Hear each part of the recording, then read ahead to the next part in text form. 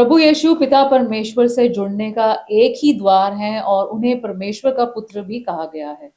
जो उन पर विश्वास नहीं करते, उनकी मान्यता यही है कि सब द्वार परमेश्वर तक लेकर जाते हैं। उनके अनुसार हमारा इस धरती पर चाल चलन कैसा है और हम दूसरे लोगों से कैसा व्यवहार करते हैं, हमारा स्वर्ग पहुंचना इस पर निर्भर करता है। प्रभु यीशु की सलीब पर कुर्बानी भी उनके लिए खास नहीं रह जाती। प्रभु यीशु को ही मुक्तिदाता मान लेने का क्या कारण है, आज हम इसी विषय पे बात करेंगे। शुरू करते हैं परमेश्वर के वचन से। परमेश्वर का वचन हमने कुरूसियों के नाम पौलुस रसूल की पत्री उसका पहला अध्याय उसके 15 आयत से लिया है। यहाँ इस प्रकार लिखा है, वह तो अदृश्य परमेश्वर का प्रतिरूप और सारी सृष्टि में पहलौठा है, क्योंकि उसी में सारी वस्तुओं की सृष्टि हुई, स्वर्ग की हो अथवा पृथ्वी की, देखी या अनदेखी, क्या सिंहासन, क्या प्रभुताएं, क्या प्रधानताएं, क्या अधिकार, सारी वस्तुएं उसी के द्वारा और उसी के लिए सृजी गई, और वही सब वस्तुएं में प्रथम है और सब वस्तुएं उसी में स्थिर रहती हैं। परमेश्वर के वचन को पढ़े और सुने जाने से आशीष हो। आमीन। सब लोग अपने कर्मों का फल पाने की बात करते हैं और उसी के बल पर स्वर्ग का रास्ता ढूंढते हैं। ऐसे में मुक्तिदाता की क्या जरूरत है? परमेश्वर ने सब कुछ बनाया और इंसान को हर चीज पर अधिकार दे दिया। उन्होंने देखा सब कुछ बहुत सुंदर है, फिर उन्होंने कहा बहुत सुंदर है, लेकिन दूसरे अध्याय में उन्होंने कह दिया ये अच्छा नहीं है कि इंसान अकेला हो, इट इज नॉट गुड। उन्होंने औरत को उसका साथी बना दिया ताकि उसे हर चीज में सहायता करे, क्योंकि उन्हें भले और बुरे का ज्ञान पाना जरूरी नहीं था, तो उनके मन में एक गिल्ट की फीलिंग ही सिर्फ आनी चाहिए थी कि मैंने अच्छा किया, ये अच्छा नहीं है। परमेश्वर ने कहा ये अच्छा नहीं है। परमेश्वर गिल्टी नहीं थे कि उन्होंने पाप कर दिया, नहीं, लेकिन उनमें मन में आया, यही इंसान के मन में आना चाहिए था कि मैंने उनकी बात नहीं मानी है या मैं ठीक नहीं कर सका हूं। तो उसके द्वारा फिर कोई शर्मिंदगी नहीं, कोई डर नहीं था सजा का। और जब पाप आ गया उनके दोनों के जीवनों में, तो उनकी भावनाएं बदल गई, उनके प्राण में ये डर आ गया और शर्म आ गई परमेश्वर के सामने जाने से, और वो डर कर छुप गए। जिस कल्चर में गिल्ट की बात होती है, प्रेडोमिनेंट फैक्टर गिल्ट है, अपराध बोध है, वहां पर माफी मांगना और प्यार दोनों बेसिक गाइड बन जाते हैं, क्योंकि जो अपराध बोध है वो इंसान को माफी मांगने की तरफ और उन चीजों को सही करने की तरफ लेके जाता है। जिस सोसाइटी में शर्म वाली कल्चर होती है, शर्मिंदा होने वाली, वहां हर गलती को छुपाया जाता है ताकि किसी भी कारण से एम्बैरसमेंट ना हो, और इसी में ही फिर सजा भी बन जाती है, सजा भी इसी में मिलती है। क्योंकि हर गलती को छुपाया जाता है तो जो भी उसको ठीक करने का रास्ता था वो बंद हो जाता है, ऐसी फैमिली या ऐसी सोसाइटी में। और किसी भी इंस्ट्रक्शन, किसी बात को नाम मानने की जो गलती है उसे छुपाते हैं और फिर उसे दूसरों के सामने ना दिखाते हैं, हम छुपाते रहते हैं ताकि डिसोबीडियंस पता ही ना चले, दूसरों को हमारे परिवार के भेद ना पता चले। जहां डर का कल्चर होता है वहां पर पनिशमेंट का डर होता है कि अगर हम कुछ गलत करेंगे या जो आज्ञा नहीं मानेंगे उसके कारण सजा मिलेगी। और ये जो डर है ये पकड़े जाने पर जो तकलीफ होनी है उससे बचने का डर है, और फिर इस प्रकार परमेश्वर से दूर होने लग जाते हैं लोग। और जब सोसाइटी में सेट लॉ बनाए जाते हैं, वो लॉ के कारण आज्ञा नहीं मानते हैं लोग, उसका डर के कारण लोग आज्ञा मानने लग जाते हैं। और ये एक डर जो है यही कारण बन जाता है कि लोग जो कानून है उसको मानते हैं। सब कुछ जानने वाले परमेश्वर आदम और ईव को अदन बाग में देखने के लिए आ गए, मिलने के लिए आ गए, ताकि उन्हें वो क्षमा कर सकें, उन्हें सही रास्ते पर फिर ला सकें। और उसके बाद में पाप इतना बढ़ गया सोसाइटी के अंदर कि काइन ने अपने ही भाई हावल का वध कर दिया, और वो भी गुस्से के कारण और ईर्ष्या के कारण। और फिर परमेश्वर को इस धरती पर जो लोग थे उनके पाप का इतना दुख हुआ। उत्पत्ति 6 अध्याय उसकी 11 आयत के अनुसार पृथ्वी परमेश्वर की दृष्टि में बिगड़ गई थी और उपद्रव से भर गई थी, सब कुछ गलत हो रहा था। और परमेश्वर ने फिर नूह की बाढ़ के द्वारा सब कुछ नष्ट कर दिया। 8 लोग बचे और बाकी जो स्पीशीज थी उनके एनिमल जो सब उनको बचा लिया परमेश्वर ने जो शिप में थे। जब ये भी पाप को कंट्रोल नहीं कर सका और आदमी फिर स्वर्ग पहुंचने लगा, कोशिश करने लगा अपने अपने कामों से, फिर परमेश्वर ने उनकी भाषा में गड़बड़ी कर दी और उन्हें पूरी दुनिया में बिखरा दिया। उत्पत्ति 11 अध्याय 7 से 8वीं आयत में इजरायली लोगों को मिस्र की दास्ता से छुड़ा के लाने के बाद में परमेश्वर ने अपनी व्यवस्था मूसा को दी जो कि उन्हें छुड़ा कर लाया था। और माउंट सनाई पर यह हुआ ताकि इंसान को इस धरती पर रहने के लिए गाइडलाइंस मिल जाएं कि ये चाहते हैं परमेश्वर इस तरह तुम रहो। इस व्यवस्था के 4 मकसद थे। पहला तो यह था उनकी भलाई हो ताकि उसके अनुसार वो चलें। दूसरा यह था कि परमेश्वर उनके अपने आप को उनके ऊपर जाहिर करे। तीसरा यह था कि उन्हें अलग किया जाए कि वो परमेश्वर जिसको वो जानने लगते थे वो दूसरों को बता सकें। और चौथा था कि जो इस दुनिया में लोग हैं उनको एक मुक्तिदाता की जरूरत है, अपने आप में मुक्ति नहीं मिल सकती है। व्यवस्था विवरण 10वां अध्याय उसकी 12वीं आयत में, व्यवस्था विवरण 10वां अध्याय उसकी 12वीं आयत में हम देखते हैं परमेश्वर ने कह दिया, हे इज़राइल तेरा परमेश्वर यहोवा तुझसे इसके सिवाय और क्या चाहता है कि तू अपने परमेश्वर यहोवा का भय माने और उसके सारे मार्गों पर चले और उससे प्रेम रखे और अपने पूरे मन और अपने सारे प्राण से उसकी सेवा करे। उसकी परमेश्वर और क्या चाहते हैं? बस यही चाहते हैं कि उनकी आज्ञा पर चलें। और फिर आगे उन्होंने कह दिया कि ये इससे तेरा भला हो, तुम्हारी भलाई के लिए है। परमेश्वर उन्हें रास्ता दिखाना चाहते थे जीवन का, ताकि जो सोसाइटी सही उनकी इच्छा के अनुसार हो उसमें वो रहें। और इसी कारण परमेश्वर ने पाप से भरे लोगों को वापस अपने साथ जोड़ने के लिए एनिमल सेक्रीफाइस कर दी कि भवन में वो एक एनिमल लेके आए, उसकी बलि दी जाए। क्योंकि पाप का जो रिजल्ट है वो मृत्यु होती है, तो जो एनिमल था उसकी सेक्रीफाइस के द्वारा वो पूरा होता था।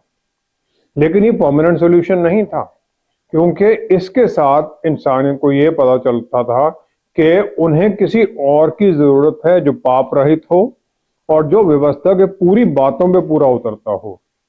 जो अच्छा काम जो दुनिया करना चाहते हैं लोग, वो कभी भी जो हमारे जीवन में बुराई है उसको कॉम्पेंसेट नहीं कर सकता है। और ये और भी क्लियर हो जाता है जब हम पाप की जो परिभाषा है वो देखते हैं। मत्ती 5 की 27-28 आयत में अब प्रभु यीशु ने कह दिया कि जो कोई किसी स्त्री पर कुदृष्टि डाले वह अपने मन में उससे व्यभिचार कर चुका। मन में ही अगर आपने उसके बारे में कुछ बुरा सोचा है तो पाप हो गया। ये पाप की डेफिनेशन बता दी उन्होंने। और फिर संत याकूब जो प्रभु यीशु के भाई हैं उन्होंने इसे और भी क्लियर कर दिया। याकूब की पुस्तक 1 अध्याय 14-15 आयत में उन्होंने कहा, प्रत्येक व्यक्ति अपनी ही अभिलाषा से खिंचकर और फंसकर परीक्षा में पड़ता है।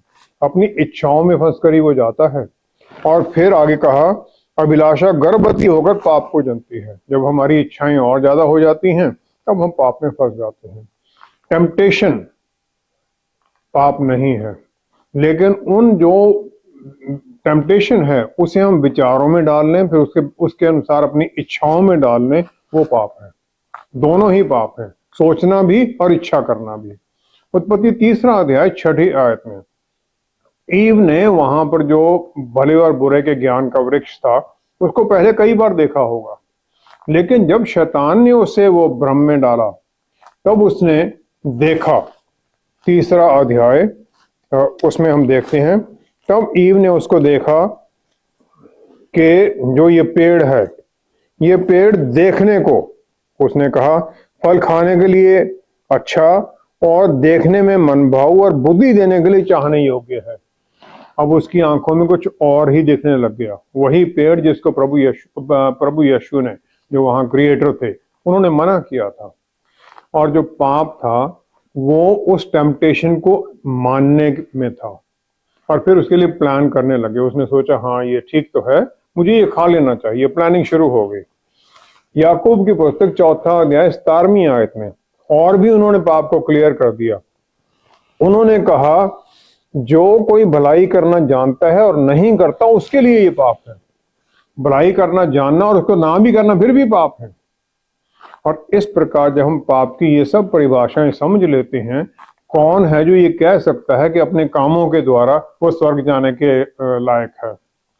यहूदी लोग बिल्कुल क्लियर रिकॉर्ड रखते रहे हैं। उनकी जीनियोलॉजी जो है, वंशावली जो है, वो सैकड़ों सालों तक पीछे उनके पास है, परिवारों के पास। और जो उनके लीडर थे, उन्होंने प्रभु यीशु के ऊपर पूरा ध्यान रखा कि कहीं इनको गलती में पकड़ लें, कि कहाँ ये गलती करते हैं, हम इनको पकड़ें। अब यूहन्ना रसूल की पुस्तक 8वां अध्याय 46 आयत में प्रभु यीशु ने उन लोगों को कह दिया, तुम में से कौन मुझे पापी ठहराता है? मेरे ऊपर कौन ये पाप की कोई एक्यूजेशन लगाता, मुझे बताओ। क्योंकि प्रभु यीशु ने ना तो सोचने में ना इच्छा में कभी पाप किया ही नहीं, पाप रहित हैं वो। जो लोग हैं, हम सबको पाप से निकलने के लिए, पापों का जो दंड है उसे भोगने के लिए और शैतान के शिकंजे से निकालने के लिए, बुराई से निकालने के लिए, फिर प्रभु यीशु हमारी जगह पर मृत्यु पाए। क्योंकि वो पाप रहित थे, उन्हें पाप के रिजल्ट के कारण दंड नहीं मिला, मृत्यु नहीं मिली। वो तो पाप रहित है, उन्हें तो मृत्यु का मतलब ही नहीं था। इसलिए उन्हें दोबारा जी उठना आवश्यक था। पाप का उन पर अधिकार नहीं, मृत्यु का अधिकार नहीं है। क्योंकि दोबारा उठना उनके इसलिए जरूरी है कि ताकि परमेश्वर का जो जस्टिस है वो हो। जब वो होता है तब हम छुटकारा पाते हैं, जब उन पर हम विश्वास करते हैं उनके ऊपर। इसलिए हर एक इंसान को एक मुक्तिदाता की जरूरत है, और जितना हम जल्दी उनकी तरफ मुड़ते हैं उतना ही अच्छा है, क्योंकि क्या पता फिर दोबारा मौका मिले या ना मिले। प्रभु यीशु का जन्म यहूदी परिवार में हुआ और उनके अपने लोग भी उन पर विश्वास क्यों नहीं करते? हर एक यहूदी जहां पर भी है दिन में 3 बार शिमा प्रेयर जरूर बोलता है। ये उसका जरूरी है उसके लिए, जो कि व्यवस्था विवरण 6 अध्याय 4 आयत पर है। मूसा ने इजरायलियों को कहा, हे इजराइल सुन, यहोवा हमारा परमेश्वर है, यहोवा एक ही है। तो अपने परमेश्वर यहोवा से अपने सारे मन और सारे जीव और सारी शक्ति के साथ प्रेम रखना। परमेश्वर एक ही है। शुरू से ही जब वचन लिखा गया है, उत्पत्ति पहले ही अध्याय से पवित्र आत्मा का मेंशन किया गया है। परमेश्वर का आत्मा है वो, तो परमेश्वर से अलग तो नहीं हो सकते। तो आत्मा परमेश्वर का है, तो वो दूसरा परमेश्वर का एक हिस्सा है ना वहां पर धरती के ऊपर, जिसे हम परमेश्वर से अलग उन्होंने उसको नकार ही दिया। जो यहूदी मिस्टिक्स हैं, वो उनका कबाला एक वो है, उनकी इंटरप्रिटेशन है, जिसके अनुसार फिर वो जो बनाया गया सब कुछ उसे बताते हैं। उनके अनुसार परमेश्वर ने जब सब कुछ बनाने से पहले उनकी जो महिमा की रोशनी थी पूरी सब जगह भरी हुई थी, उन्होंने उसे इकट्ठा कर लिया। फिर एक खाली जगह उन्होंने खाली स्थान बनाया। उस खाली स्थान में उन्होंने एक रोशनी, अपनी महिमा की रोशनी का बीम डाला वहां पर, क्योंकि रोशनी का एक किरण हम मान लें, क्योंकि उनमें तो कुछ ऐड हो नहीं सकता है, ना उनमें से कुछ निकाला जा सकता है, इसलिए उन्हें ये करना पड़ा। और फिर उस ग्लोरी जो बीम था उसके द्वारा उन्होंने स्वर्ग और धरती पर सब चीजों की रचना की। अब जब हम इसको देखते हैं यूहन्ना 1 अध्याय उसकी पहली ही आयत के अनुसार, यूहन्ना 1 अध्याय पहली ही आयत में यूहन्ना कहते हैं, आदि में वचन था और वचन परमेश्वर के साथ था और वचन परमेश्वर था। जब भी जो भी बनाया गया वो परमेश्वर ने बोलने के बाद बनाया, उनके वचन के द्वारा बना है, क्योंकि वचन उनके पास ही आता, तो वचन परमेश्वर के साथ था। जब तक उनके साथ है तो वो परमेश्वर ही है, उनका हिस्सा है वो। और फिर वही वचन भी परमेश्वर ही, जब उन्होंने बोला उसके द्वारा काम हो गया। और फिर उन्हें प्रभु यीशु को उन्होंने कह दिया ये क्रिएटर है सब कुछ और इनके द्वारा जीवन है। उन्होंने कहा 4 आयत में, उसमें जीवन था और वह जीवन मनुष्यों की ज्योति था। और फिर उन्होंने 9वीं आयत में कह दिया, सच्ची ज्योति जो हर एक मनुष्य को प्रकाशित करती है जगत में आने वाली थी। सच्ची ज्योति जो हर एक मनुष्य को प्रकट करती है, प्रभु यीशु वो सच्ची ज्योति हैं। और वो ज्योति जो है हर एक को दी गई, जो महिमा की रोशनी उन्होंने दी, हर एक इंसान को एक ग्लोरी, एक अपना उसका एक ऑरा है, वो दिया गया। जो यहूदी लोग हैं वो व्यवस्था को अपने ही तरीके से मानने लग गए, अपने ही तरीके से उन्होंने कर दिया। उसके साथ उन्होंने 613 कमांड लगा दी, जो कि हर यहूदी को माननी होती। 613 याद भी नहीं होगी लोगों को। और फिर उन्होंने यशायाह नबी की जो प्रोफेसी थी, भविष्यवाणी थी प्रभु यीशु के सफरिंग के बारे में, कष्ट उठाने के बारे में, यशायाह 53 में, उन्होंने उसे तो इग्नोर ही कर दिया, क्योंकि उसके द्वारा, उनके दुख उठाने के द्वारा हमें पापों से और शैतान से मुक्ति मिलती है। और फिर जो उनका विश्वास था वचन के अनुसार जो था, उसे उन्होंने रिचुअल्स में बदल दिया, प्रथाओं में बदल दिया, जहां पर फिर जो कस्टम्स थी, जो प्रथा थी, वो ज्यादा इंपॉर्टेंट बन गई विश्वास से। यहूदी ये मानते हैं कि जिस दिन मसीहा आएगा वो इस धरती पर अपना राज्य स्थापित करेंगे और शांति ले आएंगे, जो कि प्रभु यीशु के दोबारा आगमन के बारे में हम जानते हैं। ये उस समय वो जज करेंगे, न्याय करेंगे, और सब जो पापी हैं उन्हें कंडेम करेंगे। और जो एनिमल सेक्रीफाइस थी और जो ईयरली फेस्टिवल होते थे, साल में 4 फेस्टिवल थे यहूदियों के, जहां उनको जाना ही पड़ता था यरूशलेम, तो उसमें भी उसके कारण यरूशलेम की जो इकोनॉमी थी, वहां धन दौलत आता था, वो भी एक कारण था। दूसरा इतिहास 7वां अध्याय, उसकी 4-5वीं आयत में हम देखते हैं, जब सुलेमान ने भवन बनाया परमेश्वर का, तो उसके डेडिकेशन के समय का बात है ये। तब प्रजा समेत राजा ने यहोवा को बलि चढ़ाई। राजा सुलेमान ने 22,000 बैल और 1,20,000 भेड़ बकरियां चढ़ाई। 22,000 बैल, 1,20,000 भेड़ बकरियां। और ये माना जाता है कि जब साल का फेस्टिवल होता था, 4 बार होता था, तकरीबन 1,20,000 जानवर वहां बलि चढ़ाए जाते थे। और वो कहां से आते थे? जो ये एनिमल्स थे, जो भेड़ें थी, ये बेथलेहम के एरिया में उन्हें पाला पोसा जाता था, जहां प्रभु यीशु का जन्म भी हुआ। और जो ये बिजनेस था, ये हाई प्रीस्ट और उसके परिवार वाले, और जो सनहेड्रिन, जो उनकी काउंसिल थी, उसके जो मेंबर थे, लीडर थे, उनके कंट्रोल में था। जो यहूदी अमीर लोग थे, जिनका इन्फ्लुएंस था, वो 70 मेंबर्स की जो सुप्रीम काउंसिल थी यहूदियों की, सनहेड्रिन, उसके मेंबर थे, और चीफ प्रीस्ट उसको कंट्रोल करता था। यूहन्ना 7 की 40 आयत में हम देखते हैं, यूहन्ना 7 उसकी 40 आयत के अनुसार, 40 से 53 में, प्रभु यीशु का वचन जो सुनते थे वो विश्वास में आने लग गए, और विश्वास से फिर बातें करने लग गए। 40 आयत में लिखा है, लोगों ने कहा यही वह भविष्यवक्ता है जिसके बारे में मूसा ने कहा था कि मेरे बाद में एक भविष्यवक्ता आएगा, तुम उसकी बात मानोगे। फिर कुछ ने कह दिया ये क्राइस्ट है, अनॉइंटेड।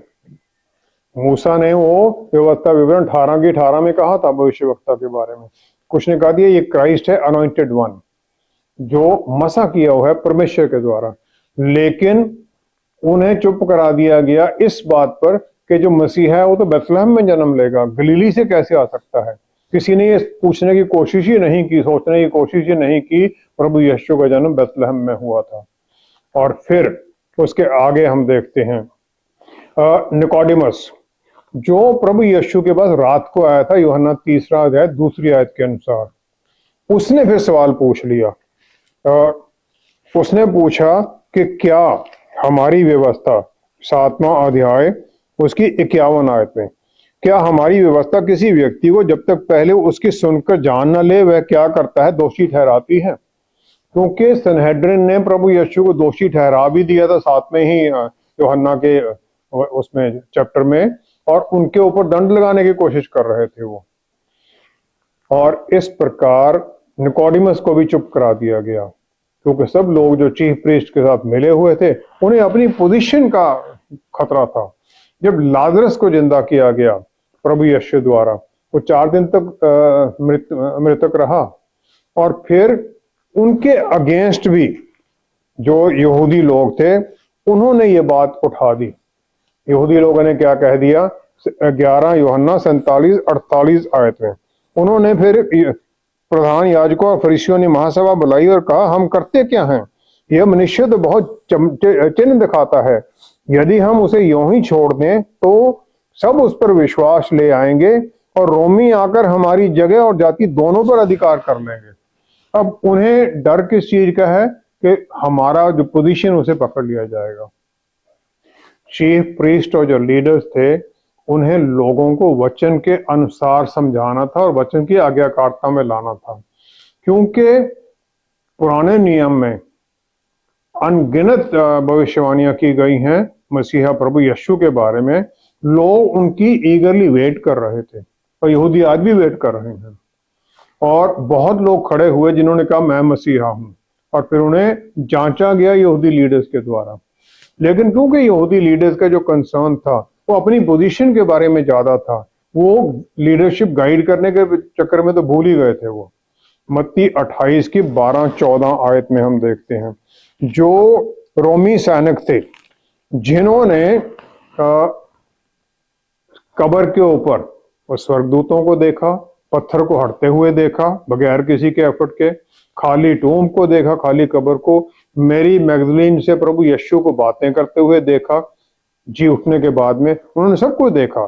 लेकिन जब आकर उन्होंने ये बातें यहूदी लीडर्स को बताई तो उन्हें, यहाँ लिखा गया है मत्ती 28 की 12 आयत में, उन्होंने पूर्णियों के साथ इकट्ठे होकर सम्मति की और सिपाहियों को बहुत चांदी देकर कहा, ये कहना कि रात को जब हम सो रहे थे उसके चेले आकर उसे चुरा ले गए। और आगे लिखा है आज तक ये यहूदियों में प्रचलित है।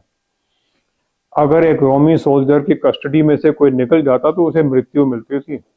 पोंटियस पायलट ने भी इसके बारे में कुछ नहीं किया, क्योंकि यहूदियों ने उसके साथ कोई कंप्लेंट ही नहीं की, तो भी चुप रहा। हाई प्रीस्ट जो था वो जीवन के लिए होता था और हारून के घराने वाला ही बन सकता था, लेकिन रोमियों ने हाई प्रीस्ट अपने आप बनाना शुरू कर दिया। और यह माना जाता है कि काफी पैसे दिए जाते थे गवर्नर को, और जो हाई प्रीस्ट थी, और उससे बदला भी बहुत बार जाने लग गया। जो हाई प्रीस्ट था फिर उसे अपना धन दौलत इकट्ठा करने के ऊपर ज्यादा ध्यान था, क्योंकि उसने पैसे दिए हुए थे। और ये सब बातें थी इसके कारण के उन्होंने एक धार्मिक उस पर चश्मा चढ़ा दिया, प्रभु यीशु को मानो ही ना, ये मसीहा है। इंसान की मुक्ति जो है वो प्रभु यीशु के सलीब के ऊपर मृत्यु के द्वारा ही है, मत्ती 24 की दूसरी आयत में। क्योंकि जो परमेश्वर का भवन था उसमें परमेश्वर की आराधना तो बंद ही हो गई थी, लालच चल रहा था, तो प्रभु यीशु ने उसके बारे में एक भविष्यवाणी कर दी कि एक भी पत्थर इसके ऊपर टिका नहीं रहेगा। और ये AD 70 प्रभु यीशु के जाने के तकरीबन 40 साल बाद ये खत्म भी हो गया। सब कुछ मंदिर उन्होंने जला के राख कर दिया, सब ढा दिया, आज तक वो खत्म है। क्योंकि यहूदी लोग या दूसरे लोग सच्चाई को नहीं मानते हैं, मसीहा को नहीं मानते हैं, तो वो झूठ नहीं बन जाता है। हर एक को एक दिन न्याय के सिंहासन के सामने खड़ा होना है और अपने जीवन का एक अकाउंट देना है। और जो उन पर यकीन नहीं करता है वो अपने रिस्क पर करता है, जवाब उसको देना पड़ेगा। आज जो हम फैसला लेते हैं, या तो उस फैसले के साथ हम स्वर्ग में चले जाते हैं या नर्क में चले जाएंगे। फैसला हम सबको अपने आप लेना है। जो अभी विश्वास नहीं करते हैं उन्हें ये सोचना पड़ेगा। प्रभु यीशु ही मुक्तिदाता हैं, इसका क्या प्रमाण है जो स्पष्ट दिखाई देता है?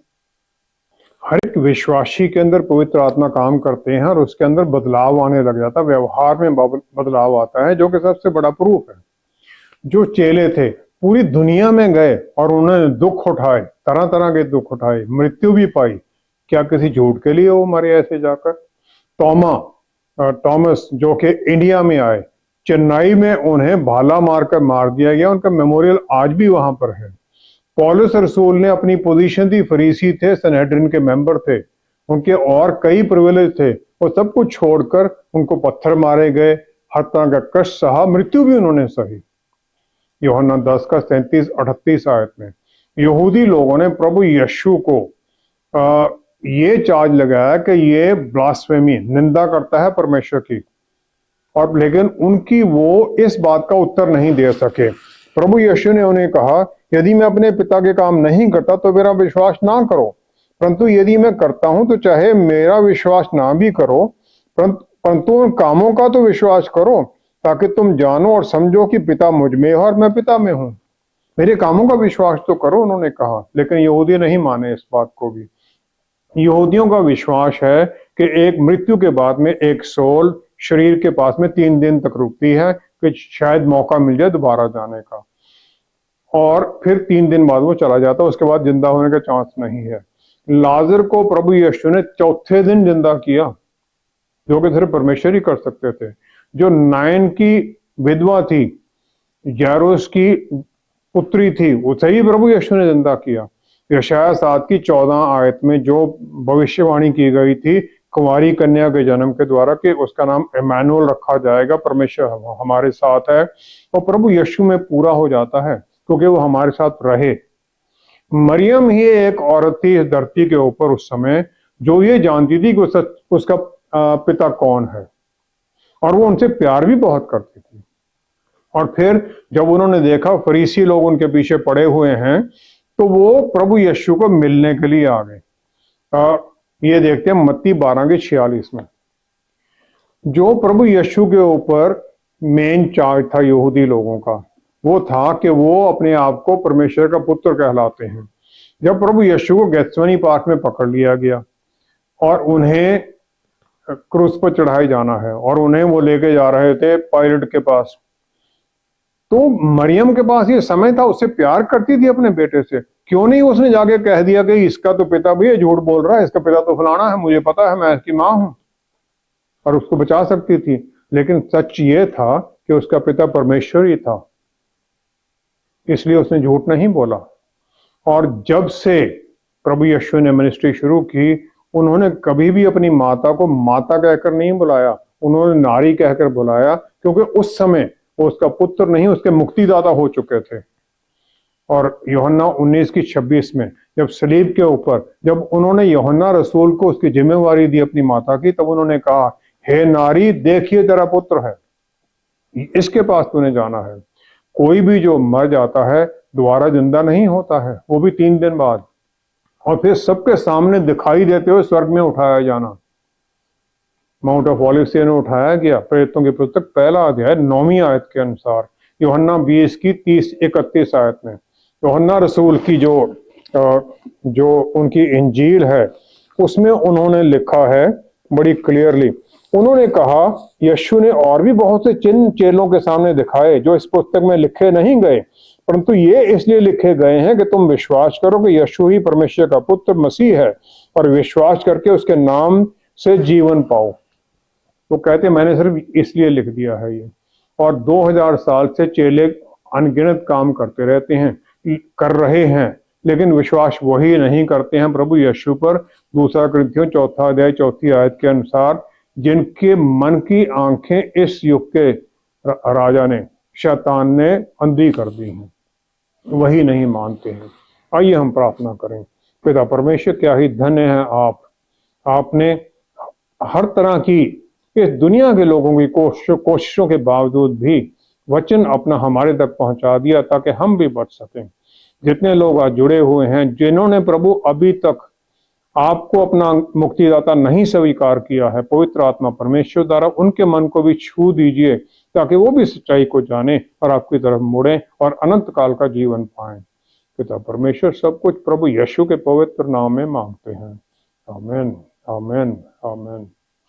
जानबूझकर सच्चाई से मुंह बहुत लोग मोड़ लेते हैं, क्योंकि उन्हें इस बात का डर होता है कि लोग क्या सोचेंगे। किसी ने भी हमारे लिए नर्क की आग में जाने की जिम्मेवारी नहीं लेनी है, और हमारा आज का फैसला हमारे ऊपर अनंत काल तक असर डालेगा। अगर आप भी अभी भी सोच रहे हैं, तो तुरंत प्रभु यीशु के सामने समर्पण कीजिए और अपने घर के निकट किसी चर्च में जाकर बपतिस्मा लीजिए। कल का क्या भरोसा, फिर समय मिले या ना मिले। Thank you so much for watching. See you next time. Stay blessed. Shalom.